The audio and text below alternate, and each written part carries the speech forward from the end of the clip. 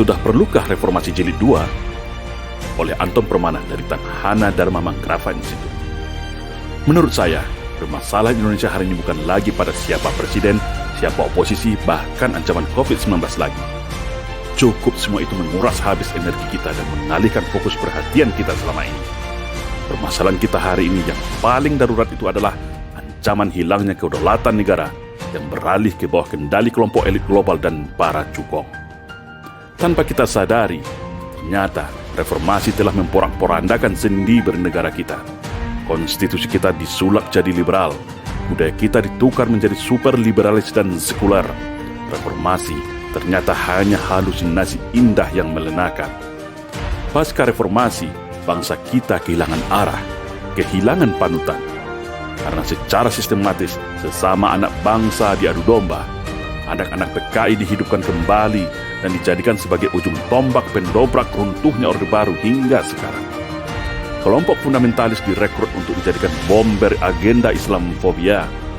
Kelompok liberal diberikan panggung untuk merontokkan jati diri bangsa melalui film, sinetron, infotainment, dan berbagai event hedonis yang jauh dari nilai luhur Nusantara dengan topeng modernisasi. Di mana semua itu sebagai strategi melemahkan karakter anak bangsa supaya labil dan murah dicucuk hidungnya. Cukuplah semua sampai di sini. Mari kita tepuk jidat kepala kita masing-masing. Ini semua hanyalah permainan elit global semata, ibarat orkestra indah yang melenakan kita. Padahal semuanya adalah cara halus mereka merampok negara kita, menghisap kekayaan negara kita, dan menguasai semua lini kehidupan kita. Hari ini, secara ekonomi, hutang negara kita tinggi menggunung dan terancam gagal bayar. Aset vital negara tergadai, BUMN strategis tergadai, infrastruktur utama dan fasilitas yang mengurusi hajat hidup orang banyak terancam diambil alih asing dan asing. Semua potensi sumber daya negara ini seakan sengaja dikuras sehabis-habisnya hingga kering kerontang alias bangkrut. Produk impor merajalela dan menghabisi produk lokal anak bangsa. Bahkan kebutuhan sandang pangan, garam dan sayur mayur pun negara ini bergantung pada impor. Sangat parah dan memilukan bagi negara agraris dan maritim terluas lautnya di dunia ini. Sumber kekayaan alam hampir semuanya kuasai asing. Miliaran dolar mengalir ke luar negeri setiap tahun. Negara hanya dapat sisa rimah-rimahnya saja. Negara tak ada kemandirian dan kedaulatan lagi. Korupsi semakin sistematis. Kasus besar seperti Jiwasraya, Bumi Putra, ruang guru online yang triliunan rupiah menguap dan tenggelam begitu saja. Pengangguran bertambah banyak. Masyarakat semakin miskin, semua harga melambung tinggi. Hingga BPJS pun dinaikkan tanpa peduli derita rakyat. Hebatnya, pemerintah seakan tutup mata dan pelanga-pelongo saja. Entah tidak peduli atau karena tidak berdaya. Tak tahu kita. Inilah yang disebut penjajahan gaya baru alias neokolonialisasi. Kita miskin, mereka kaya raya yang dirampas dari negeri kita. Sebentar lagi, undang-undang haluan ideologi Pancasila RUU Omnibus Law akan disahkan. Setelah sebelumnya Undang-Undang Minerba dan Undang-Undang Corona juga sudah disahkan. Lihatlah cara mereka memainkan kita. Di saat semuanya lumpuh karena wabah, di saat itulah mereka mengambil kesempatan. Lengkap sudah negara hari ini cukup dikuasai 3 kelompok saja. Cukong, politisi, aparat dan pejabat. Keren bukan? Makanya saya bilang, ini bukan masalah biasa lagi. Bukan urusan cebong versus kampret lagi. Bukan urusan mudik pulang kampung atau Jainuddin Ngaciro lagi. Saat ini semua tentang nasib kita, nasib bangsa Indonesia yang telah salah arah, salah urus, dan menuju kehancuran disintegrasi bangsa. Puncaknya nanti adalah kita semua akan dipaksa dan digiring kepada satu titik yang bernama perang saudara. Caranya sangat mudah.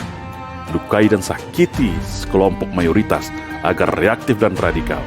Lindungi dan persenjatai kelompok minoritas dengan fasilitas kebal hukum, power kekuasaan dan senjata. Maka jadilah dua kubu ini seimbang dan sangat enak untuk dibentur-benturkan sampai semuanya hancur lebur. Ibarat politik belah bambu, satu diangkat, yang satu diinjak-injak. Setelah dua kubu ini kalah jadi arang dan hancur lebur, barulah mereka rebut kekuasaan secara penuh dari kita. Apakah kita rela? Apakah kita mau? Ayo, kumpul semuanya. Rakyat sudah gerah dan marah. Rakyat hanya butuh satu komando dari tokoh bangsa dan ulama. Kesulitan ekonomi dan kerusakan negara sudah di mana-mana. Mari rembuk nasional. Rakyat sudah sangat rindu melihat para tokoh bangsa berkumpul kembali bersama-sama tanpa ada lagi gap kubu-kubuan. Negara kita darurat. Negara kita diambang kehancuran. Cukup sudah kita diacak-acak dan diadu domba para naga-naga. Kita berdarah-darah, mereka tertawa gembira. Lalu solusinya apa? Kita mau bagaimana? Jawabannya adalah reformasi jilid 2 dengan cara yang konstitusional. Kembalikan konstitusi negara kita kembali kepada Undang-Undang Dasar 1945. Hentikan instrumen permainan kekuasaan oligarki yang semua dipegang oleh partai politik. Sedangkan partai politik dikendalikan istana. Sedangkan semua itu dikendalikan lagi oleh kekuatan elit global dan cukong di belakangnya. Ini berbahaya. Negara menjadi rusak dan hancur kalau terus dibiarkan. Karena negara ini ada atas mandat daerah dan raja-raja Nusantara dan perjuangan para syuhada. Bukan partai politik dan cukong. Kok hari ini mereka yang kuasai negara kita ya? Sebodoh itukah kita semua? Ingat, kekuatan utama rezim hari ini ada pada aparat keamanan yang bergeser menjadi alat kekuasaan, yang begitu setia menjadi tameng kekuasaan. Mereka yang seharusnya setia bersama rakyat, hari ini telah dibajak oleh kekuasaan. Tapi saya yakin, mayoritas aparat kita masih banyak yang merah putih dan setia pada Pancasila, bukan penguasa. Yang setia kepada penguasa hanya para elit-elitnya saja. Tapi yakinlah, kalau sudah seluruh rakyat Indonesia yang bergerak dari Sabang sampai Merauke secara serentak, maka saya yakin semua akan bergabung kembali ke dalam pangkuan rakyat. Karena mereka lahir dari rakyat, untuk rakyat, bukan cukong. Itu kunci utama jawabannya. Sudah paham bukan? Mari bangun semua. Negeri ini sudah diambang jurang kehancuran. Kita tuntut bersama-sama agar kembali kepada Undang-Undang Dasar 1945 yang asli. Dan segera agendakan reformasi jilid 2 secara damai dan bermartabat. Hentikan sudah semua permainan ini. Jangan mau lagi kita diadu domba, dijadikan ayam aduan, dijadikan keledai bodoh yang mau diperintah dan dinina-bobokkan. Keselamatan negeri di atas segalanya. Sebelum kita semua menyesal di akhir yang tiada guna. Mari bangun, bergerak serentak, menyelamatkan Indonesia. Merdeka! Salam Indonesia Jaya! Salam Reformasi Jilid 2.